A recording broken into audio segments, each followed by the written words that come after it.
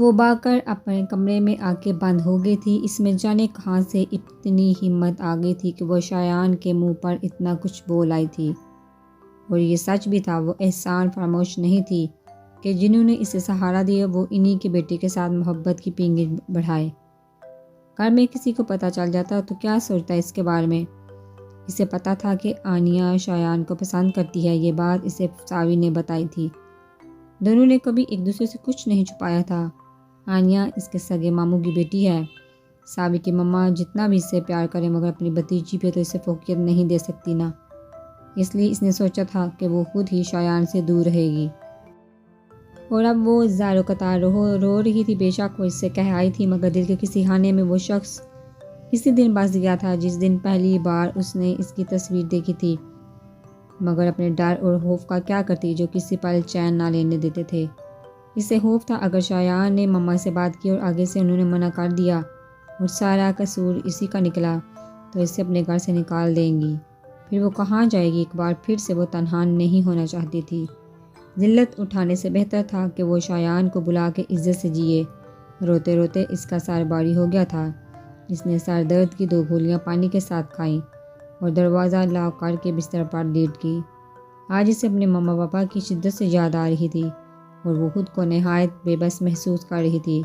انہی سوچوں میں گم وہ گہری نیند کی آغوش میں چلی گئی جہاں نہ کوئی پریشانی نہ کوئی الجھن تھی۔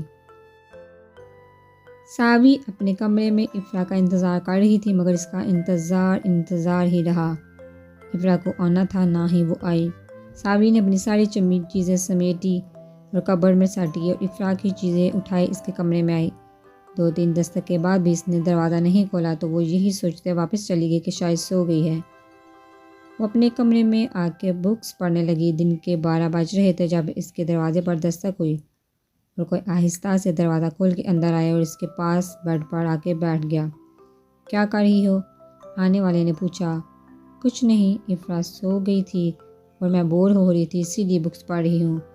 وہ منہ بناتے ہوئے بولیا، ہاں تو میری چڑیا بور ہو رہی ہے، باہر چلیں تمہارا موڈ فریش ہو جائے گا۔ وہ اس کی طرف دیکھتا پوچھ رہا تھا۔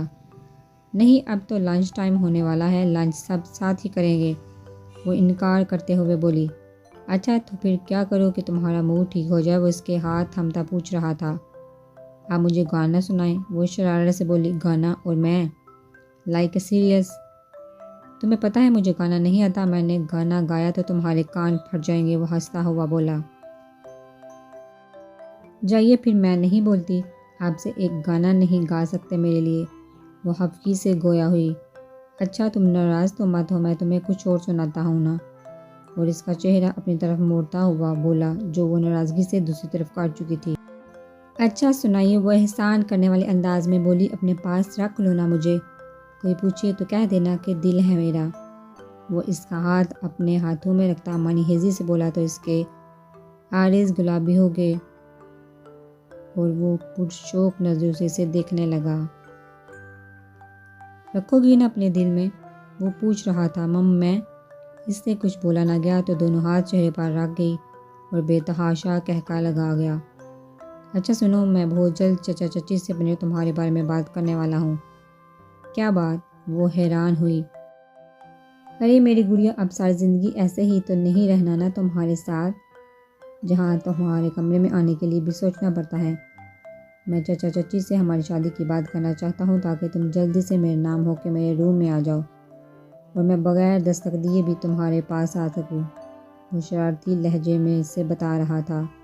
شادی اتنی جلدی تو ریت، ابھی تو میری اسٹڈی بھی کمپلیٹ نہیں ہوئی۔ ابھی نہیں پلیز، وہ اس کی بات پہ حیران ہی رہ گئی۔ یار تو میں کون سا پڑھائی سے منع کروں گا، تم آگے پڑھنا جتنا چاہے، بس شادی ہونے دو، وہ اس سے مناتا ہوا بولا۔ لیکن شادی کے بعد نہیں پڑھا جاتا۔ لیکن کچھ نہیں، میں چچی سے بات کرنے والا ہوں اور جو وہ کہیں گی وہی ہوگا اور شادی کے بعد میں خود پڑھاؤں گا، وہ حتمی لہجے میں بولا۔ جو مرضی کرے آپ، وہ ناراض سے لہجے میں بولی۔ میری معصوم چڑیا، میری گڑیا، اپنے دوریت کو سمجھو نا، کوئی وجہ ہے تو میں کہہ رہا ہوں نا، وہ بے بسی سے بولا۔ ٹھیک ہے، کچھ نہیں کہہ رہی میں، وہ آپ اور ماما کہیں گے وہی ہوگا۔ وہ اسے بے بس تو کبھی نہیں دیکھ سکتی تھی، فوراً مان گئی۔ That's right, a good girl, اب میں چلتا ہوں، تم ریسٹ کرو، اس کے گال تھپتھپاتا ہوا بولا۔ جی وہ سر ہلا کے اسے جاتا دیکھتی رہی۔ ابھی وہ روم میں آ کے بیٹھا ہی تھا کہ شایان آدم کا، مجھے تم سے کچھ ضروری بات کرنی ہے، وہ سنجیدہ سے لہجے میں بولا۔ کیا بات ہے، تم پریشان لگ رہی ہو، وہ اس کی طرف دیکھتا ہوا بولا۔ ہاں تم مجھے افرا کے بارے میں بتاؤ، وہ جہاں کیسے میں مطلب وہ ہمارے گھر میں کیوں رہتی ہے اور اس کے بابا کدھر ہیں؟ اس کی بات سن کر دورید نے گہرا سانس بھرا اور آہستہ آہستہ اسے ساری بات بتانے لگا، جسے سن کے اسے ایک طرف اطمینان ہوا کہ چلو اب وہ اس کے سامنے تو رہے گی، اور دوسری طرف اس کے دکھ کا احساس ہوا۔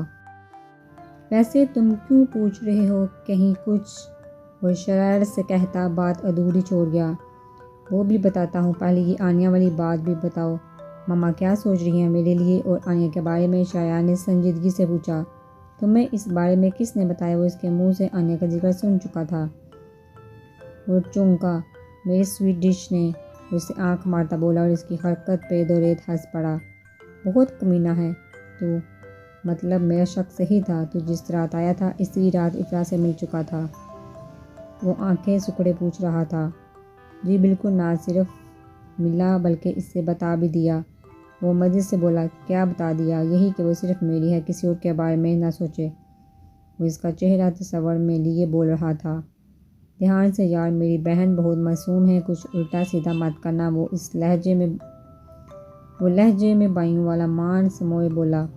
وہ تیری بہن کب سے ہوگی؟ شایان نے بھویں چکائے۔ جب سے تو اس کا سیاں ہوا تب سے میں اس کا بھیا ہوا، وہ شرارت سے بولا، اور پھر وہ دونوں کہکا لگا کر ہنس پڑے۔ اچھا اب بات کر لینا چچا چچی سے، اس سے پہلے کہ دیر ہو جائے اور وہ آنیا سے تمہارا رشتہ طے کر دے۔ اب کی بار دورید نے سنجیدگی سے مشورہ دیا۔ ہاں بات تو کروں گا میں، اور وقت سے پہلے ہی کروں گا، شادی تو صرف تیری بہن سے ہی ہوگی، تو فکر مت کر سالہ، تو ہی بنے گا میرا۔ وہ اس کی طرف دیکھتا اسے چڑھاتا ہوا بولا۔ ہاں ہاں کیوں نہیں بہنوئی صاحب، ہم تیار ہیں، وہ ایک ہاتھ سے نب رکھتا اس کے سامنے جھکتے ہوئے بولا۔ چل ٹھیک ہے، تو ریسٹ کر لے، آفس سے آتے ہی میں تجھے لے کے بیٹھ گیا۔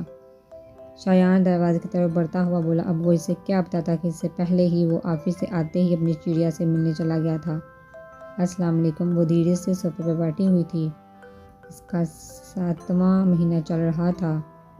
وہ ڈاکٹر نے بہت احتیاط بتائی تھی کیونکہ وہ بہت ویک تھی اور عمر بھی کم تھی۔ کیسی ہو گڑیا؟ مقابل کی آواز سن کے اس کی آنکھیں نم ہو گئی۔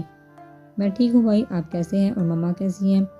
وہ ٹھیک ہے نا؟ آپ مجھ سے ملے کیوں نہیں آتے؟ بہت یاد کرتی ہوں میں آپ کو، ماما کو۔ وہ اپنے آنسو پر قابو نہ پا سکی اور روتے ہوئے بولی۔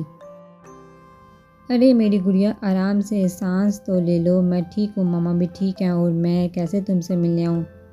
پتہ تو ہے تمہیں تمہارے شوہر کا کتنا غصے والا ہے، ایسا نہ ہو مجھے مار کے گھر سے ہی نکال دے، وہ اسے بہلاتے ہوئے شرارت سے بولا۔ آپ منا لینا انہیں، پھر تو آپ کو کچھ نہیں کہیں گے، وہ اپنی طرف سے آسان سا مشورہ دیتے بولی۔ وہ تبھی مانے گا جب وہ مل جائے گی، اور وہ کب ملے گی پتہ نہیں، دونوں ہی مجھ سے ناراض ہیں، کسی کو میرے خسارے کا احساس نہیں، میں کتنی تکلیف میں ہوں، کوئی اس بارے میں بھی سوچے، وہ درد بڑے لہجے میں بولا۔ میں جانتی ہوں بھائی، اور سمجھتی بھی ہوں آپ کی تکلیف کو، مگر کبھی کبھی ہمارا کیا گیا بہت بری طرح سے ہمارے سامنے آ کے کھڑا ہو جاتا ہے، اس سزا کے بغیر کوئی گنجائش ہی نہیں نکلتی، وہ کھوئے لہجے میں بولی۔ ہاں جانتا ہوں، اور تم اپنے شوہر کو مت بتانا کہ میں نے فون کیا تھا، بہت غصے ہوگا وہ، اور اپنا بہت خیال رکھنا، اور اپنے اکڑو خروس شوہر کا بھی، وہ اسے ہدایت دیتا آخر میں شرارت سے گویا ہوا۔ جی آپ بھی اپنا خیال رکھیے گا، وہ مسکراتے ہوئے بولی۔ اوکے اللہ حافظ، وہ الوداعی کلمات ادا کرتا فون رکھ گیا۔ اللہ حافظ۔ اگر بھائی سے باتیں ہو گئی ہیں تو شوہر کو بھی پوچھ لو، جو تھکا ہارا کام سے آیا ہے۔ اپنے پیچھے سپاٹ سی آواز سن کے اچھل پڑی۔ وہ ہکلا کر بولتی کہ اس نے ہاتھ کے اشارے سے روک دیا اور کھانا لگانے کا کہتا اپنے کمرے کی طرف بڑھ گیا۔ اف اللہ جی ناراض ہو گئے، وہ بڑبڑاتی کچن میں آ کر کھانا نکالنے لگی۔ وہ فریش ہو کر آیا تو وہ ڈائننگ ٹیبل پر بیٹھی اسی کا انتظار کر رہی تھی۔ میں نے فون نہیں کیا تھا، انہی کا فون آیا تھا اور آپ نے ان کو فون کرنے سے منع کیا تھا، ان کا فون اٹھانے سے نہیں۔ اور وہ فر فر بولتی اپنی بے گناہی کا یقین دلانے لگی۔ اس کے بولنے پر ایک دم چپ کر گئی۔ اس کے چہرے کے تاثرات دیکھتی وہ اور کچھ نہ بولی اور خاموش ہو گئی۔ پھر کھانے کے دوران سارا وقت خاموشی رہی اور کھانا کھا کر وہ اٹھتا اپنے کمرے میں چلا گیا، جبکہ وہ اس کی بے نیازی پہ نم ہوتی آنکھوں سے برتن سمیٹتی کچن میں چلی گئی۔ برتن دھونے کے بعد وہ روم میں آئی تو وہ بیڈ گراؤنڈ سے ٹیک لگائے نیم دراز تھا اور ایک بازو آنکھوں پہ رکھا ہوا تھا جسے پتہ نہ چلا کہ وہ سو رہا ہے یا جاگ رہا ہے۔ وہ چپ کر کے اپنی سائڈ پہ آ کر لیٹ گئی، اس کی طرف پشت کر کے لیٹ گئی اور بے آواز آنسو بہانے لگی۔ اور یہ کیسے ممکن تھا کہ وہ اس کے کسی انداز سے بے خبر رہتا۔ تھوڑی دیر وہ اس کے چپ ہونے کا ویٹ کرتا رہا، لیکن اس کے رونے میں کمی تو نہیں مگر اضافہ ہو رہا تھا۔ اس سے زیادہ اسے برداشت نہ ہوا اور احتیاط سے اسے بازو سے کھینچتا خود میں سما گیا۔ وہ بے احتیاط اس کا کالر جگرتی اونچی آواز میں رو پڑی۔ کیا ہو گیا ہے؟ کچھ کہا ہے میں نے تمہیں؟ نہیں نا، پھر کیوں رو رہی ہو؟ چپ کر جاؤ، ہماری بیبی پہ برا اثر پڑے گا۔ اور وہ بھی رو رہا ہوگا۔ وہ اس کا موڈ بحال کرنے کی خاطر شرارتی لہجے میں بولا اور اس نے اس کی بات سن کے اس کے سینے پہ چپت لگائی۔ آپ ناراض ہوتے ہیں تو غصہ کر لیا کریں، ڈانٹ لیا کریں، مگر مجھے نظر انداز مت کیا کریں، بات کرنا مت چھوڑا کریں۔ آپ کی بے نیازی جان لے لیتی ہے میری۔ وہ سسکیاں بھرتی بول رہی تھی اور اسے اس کے معصوم سے لہجے پہ پیار آ رہا تھا۔ اچھا میرا سونا، آج کے بعد کبھی نظر انداز نہیں کروں گا، بس ڈانٹ لیا کروں گا، وہ پھر شرارت سے بولا۔ تو وہ اس کی طرف مسکرا کے دیکھتی اس کے گرد بازو باندھ گئی۔ ایک بات مانو گی؟ وہ سنجیدگی سے پوچھ رہا تھا۔ جی، اس میں پوچھنے کی کیا بات ہے، آپ کی سب باتیں تو مانتی ہوں۔ وہ الجھتے ہوئے بولی۔ میرے سامنے اس سے بات مت کیا کرو، مجھے اس کا نام سن کے نفرت سی ہونے لگتی ہے اس سے، غصہ آتا ہے اس پر، پلیز میری غیر موجودگی میں بے شک بات کر لیا کرو مگر میرے سامنے نہیں۔ وہ بے بسی سے کہہ رہا تھا۔ جیسے آپ دکھی ہیں ویسے بھی وہ آپ سے بھی زیادہ دکھی ہیں۔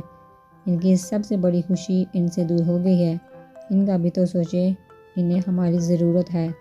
وہ اسے سمجھا رہی تھی اگر اس کی خوشی اس سے دور ہے تو اس کی اپنی وجہ سے اس نے اپنے ساتھ ہماری خوشی کو بھی تباہ کر دیا اور میں اسے کبھی معاف نہیں کروں گا۔ وہ غصے سے بولا۔ ٹھیک ہے، پلیز غصہ مت کریں، وہ گھبراتے ہوئے بولی۔ اب چپ کر کے سو جاؤ، کافی رات ہو گئی ہے، وہ اس کا سر سہلاتا ہوا بولا۔